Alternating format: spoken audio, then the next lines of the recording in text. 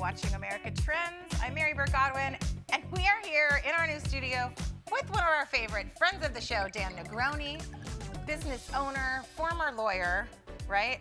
Yes, former-ish. Yes, maybe former-ish, current-ish? Yeah, former-ish. Well, I don't practice law, but I still am a lawyer. Okay. Yeah. I like to have your phone in my phone number in my phone. Yeah. Speaker and CEO of Launchbox 365. Yes. We love having you here, and I'm so happy you're one of our first guests in the new studio. It's so cool. It's pretty cool. This so is our cool. temporary set, but I kind of like it. I feel very, like I need steak and like I was saying it's kind of like, Godfather-esque, intimate. We need to be very making cool. some deals here, Dan. Yeah. Okay, but let's get to the first order of business. So I always, before you're on the show, I always kind of stalk your Instagram account because you have so many great tips and fun stories, and you do a lot of videos. And then I saw this post up there, so I want to talk to you about it. Sure. I didn't know if I quite understood it. Okay. So I hope I do. I hope you do too. Yeah. So it says, we need to be in the story business rather than the cure business. And I took pause for a moment, and I think I understand it, but What do you think it is? Well, I was thinking There's rather. what a coach does, or a lawyer. Yeah, By the way, I like that. Put it back is? on me. Yeah. Good job. So, well, in the cure business, I was thinking of the fact that this happens with me a lot when my kids come to me with a problem, or anyone comes to me with a problem. I think my first instinct is to fix it. Fix it. And to cure them and to solve all their problems. problems. Solve all the problems. And then I'm learning in later life that I don't need to fix it. I don't need to be the fixer or the solver. It's not up to me. It's their journey, whoever it is, my kid or whatever. Yeah. But I get to help them, guide them, or just listen. A lot of times I say, hey, do you want guidance or do you just want me to listen? And, you know, sometimes my kids particularly just want me to like listen to them. Most people just want to be seen, heard, and celebrated. Right. We've talked about that. Yeah. So then, be in the story business, that's the part that I wasn't quite sure of. Yeah. So I love the fact, well, you got it. Okay. Which is. Yes, you got for it. me. Yes. Okay. We always are running to solve every problem we can without really listening to what the problem is or doing the hard work, which is teaching your daughters how to solve their own problem. And if we as parents and we as business leaders actually asked our employees or our children how they might think, like I just did to you, what do you think it is? We would allow them to really understand how to think about things and how to process and solve things for themselves. Yeah. And when you listen to a story, you're asking questions, you're looking for details, you really are hearing them in their own words and demonstrating empathy. And so that is kind of all those things tied into a little, tile on an Instagram thing. I like it. Well, and you know what else makes me think of to not be in the story business? Because a lot of times when we hear someone that's hurting or complaining or whatever it may be, then sometimes my natural instinct is to be like, oh, you think that's bad? I got a story for you. I can one up you with my own story. So it's almost like, I don't need to one up them, but I can help them create their own story. Yeah, I mean, I think it's teaching how to make decisions. It's teaching how to have a growth mindset, which is, right, how do I learn and grow and do something different? Yeah. Teaching how to ask questions and really, listen. We don't listen. We talk at each other. Mm-hmm. Yeah. Well, it's interesting because I feel like as I'm trying to listen to you right now and not worry about my you're script. Thinking of your next question. Well, sometimes, yeah, but a lot of times I just try to zone out and not zone out, but zone in to the person. Yeah. But it is a hard balance on a situation like this. And I feel like we're all kind of selfish beings in our core, meaning like, What about me? What about me? Right. So it triggers, I never intentionally try to one up somebody, but it does when somebody says something. I want to contribute and connect. And figure, and I get you, here's this. And there is a balance. And sometimes I even have to tell myself, shut up, bro, you're talking too much. In my head, it'll say, oh my God, you're like, that's too much. And I have that tendency to begin with. So I have to be super careful. Yeah. The thing I'll tell you about question asking, which is really interesting is, and I love that you say you're listening to the answer to try and be present, is the second question is so much more powerful than the first, because the second question, you have listened and you're going deeper, or you're actually saying, tell me a little bit more about that. Yes. And so you're doing your job, obviously.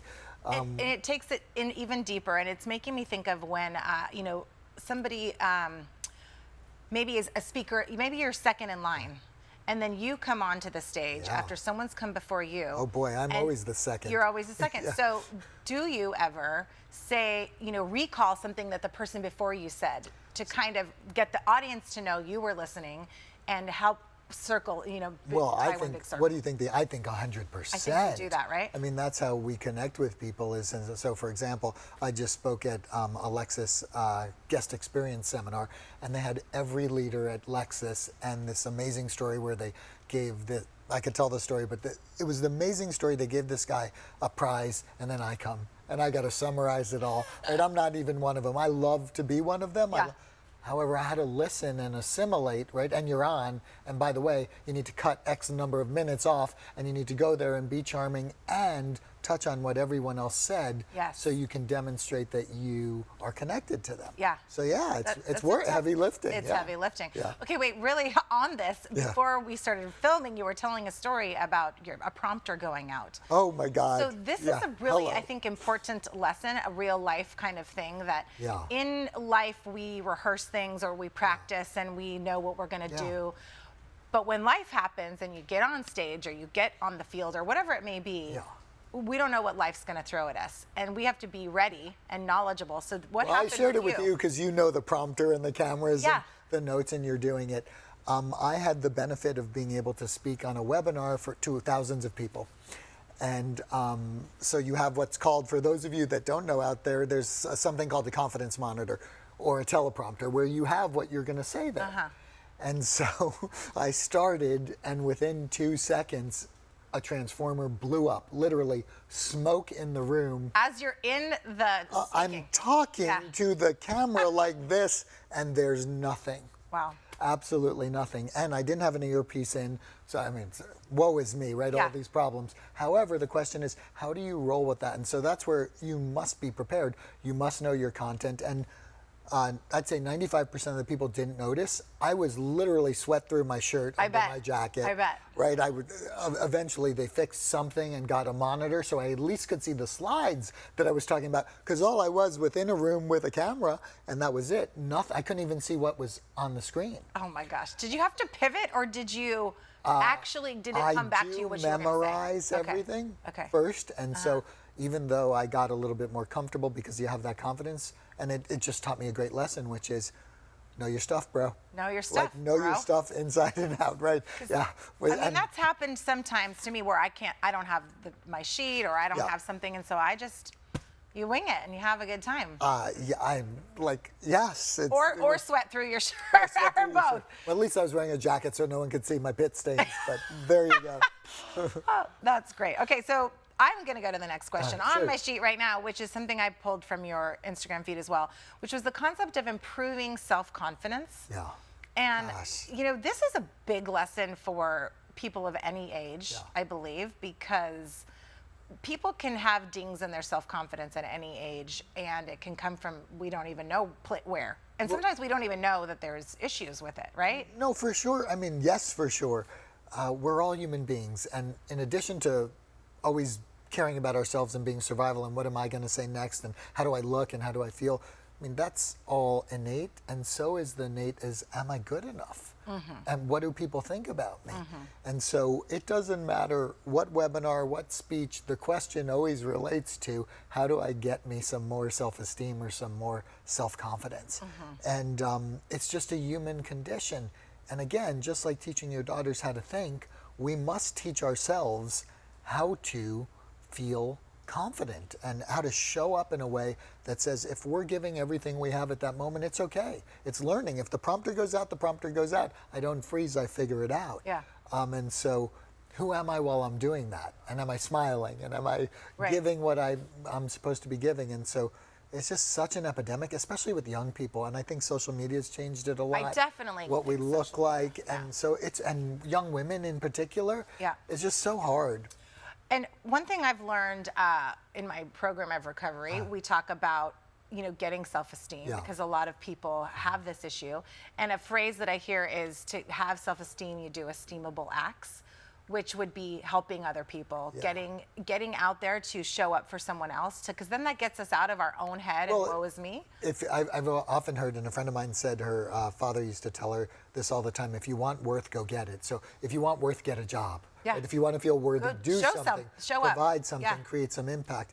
And I think we as human beings, we are community based. Our brains work that way, and we're interested in contribution, and contribution and meaning makes us feel good. So yeah, if you want, just show up, like listen, Right.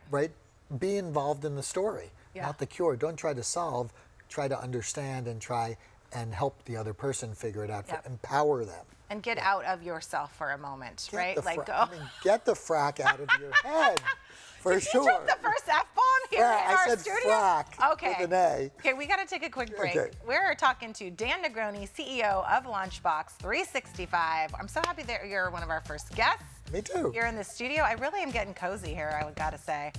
So stick around. I've got more questions right here, but I might throw out Cool. my script and just kind of roll with it. Cool. Okay, whatever. We'll be right back.